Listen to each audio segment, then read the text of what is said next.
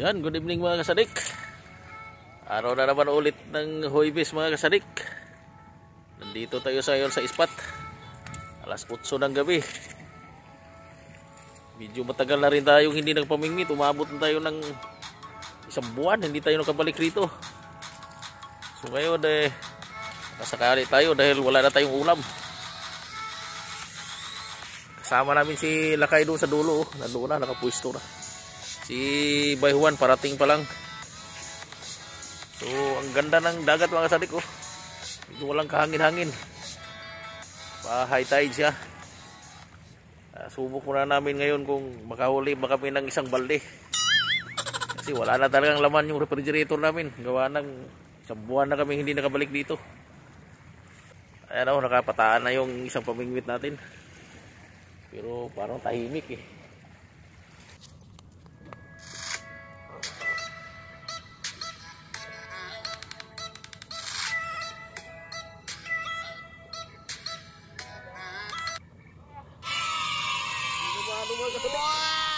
Ayun o,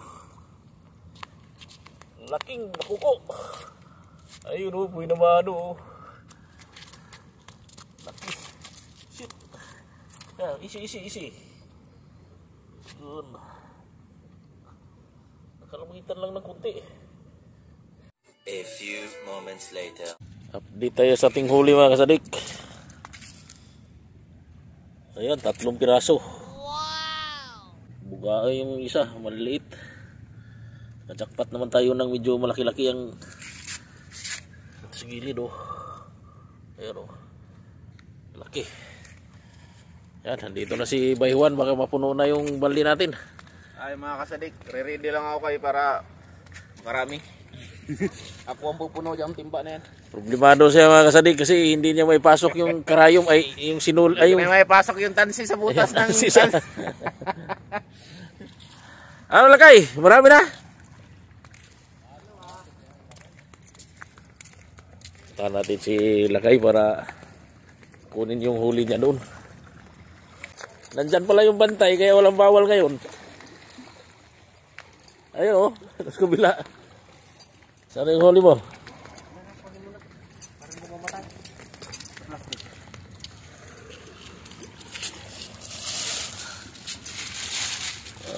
Good ah. 2 piraso ang sadik. Laglasin natin doon para mabuhay. Para mamatay lang dito.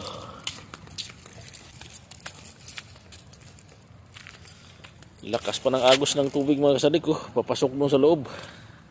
Kaya wala ganong isda gawa ng ang lakas ng current. So mamaya pagpalabas na ulit yung tubig na yan pabalik ng dagat, yan marami na ng isda yan. So maghihintay pa muna tayo ng mga 2 oras bago humupa yan. Ayan o. Papasok yung tubig doon sa may imburnal. Papunta naman yan doon sa kabila. Kaya binakuran nito mga sadik dahil napakadelikado. Kapag nahulog ka dyan, doon ka sa kabila ay lalabas. Buti kung buhay ka pa pagdating doon sa kabila. Tatawid pa ng kalsada yan hanggang doon.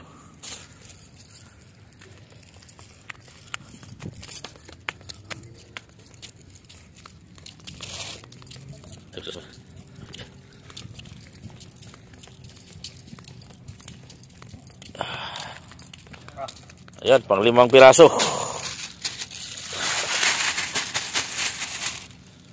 2 pirasong nadali nilagay. Lagyan natin sa loob para mabuhay. Ayan o. Langoy ka muna dyan. Malaking klase yung bakuko ngayon, malaki yung ulo.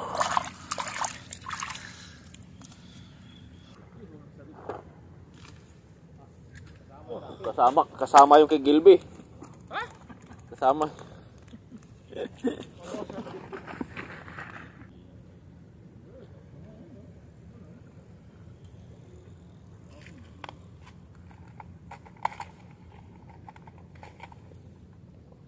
Yun, nabuhalang bakuko ang nahuli.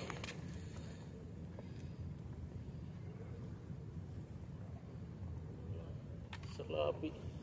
Sa gilid lang nagdali.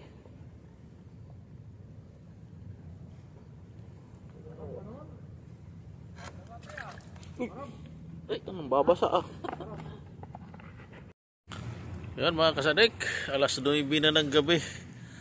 Nakalimang piraso pa lang tayo. Ayun, lumayo kami kunti doon sa may screen kasi ang lakas ng higop ng tubig. Natatakot yung mga isda. Kaya mamaya na lang kami lalapit doon pag nag-low tide na. Pag nag-low tide na yung tubig na nanggagaling doon, babalik na naman dito sa dagat. Kaya sasalubong ngayon yung mga isda sa agos ng tubig. Pero ngayon high tide, papunta sa loob yung tubig. Kaya natatakot yung mga isda pag lumapit sa may screen. Gawa ng malakas ang higop. Madali ito mga sadik. Piraso. Yun.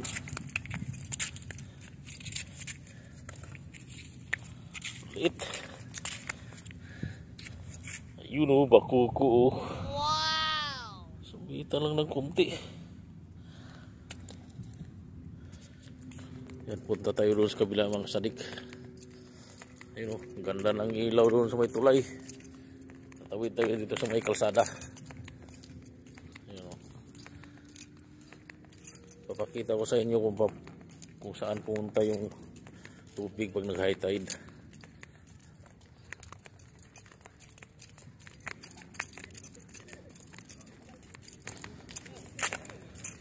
Yan, dito mga sadik ko. Dito papasok yung tubig pag nag high tide. Tapos pag nag low tide naman, babalik na naman doon sa dagat yung tubig. Ayan. Ang linaw ng tubig dito. Ganda ng tulay doon mga kasadik ko. May ilaw-ilaw. Ditong area nito parang pispan ito. Lagpas ng may tulay doon na may ilaw. Mayroong fountain din doon. Mayroon din dito mga alaga na malalaking isda. Saka dito ako nakakita ng napakalaking pagong. Siguro yung laki ng pagong na yun, mga parang kawa na ang laki.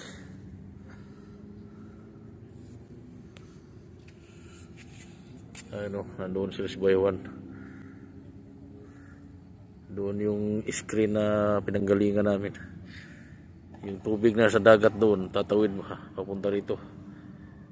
Kaya pag nalaglag ka doon sa may screen, diyan ka sa ilalim ng kalsada tatawid, lulusot ka doon sa kabila na yun, yung mga nakabako din. Kaya napakadelikado yung imbornal na yan pag tumaas ang tubig. Yan mga kasadik, bilangin na natin yung huli natin dahil uuwi na tayo. Ayan yung huli natin, grabing liliit.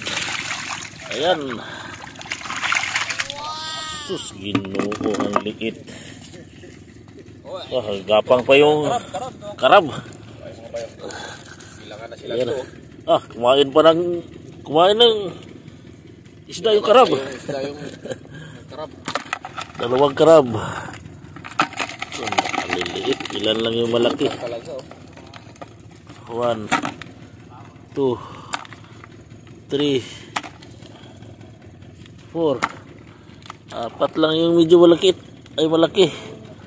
5, 6, 7, 8, 9, 10. So ito pa yung maliit. 10 lang yung medyo pwede. Ito maliit mga bugaong. 4, 5, 6, 7, 8, 9, 10, 11. 11 yung maliit. Bali 22 lahat sana. Kung malaki pa. Yan lang mga sadik. Logi yung gabi natin ngayon. Yan mga sadik. Uwi na tayo dahil wala na kumagat. Yan si Baywan, no? Kasama namin. Pauwi na rin kami. Lakay. Wala ka talagang mahuling malalaki. Puro maliit lang pang prito. Kaya bawi na lang bukas. Yan mga kasadik, hanggang sa ulitin. Babu.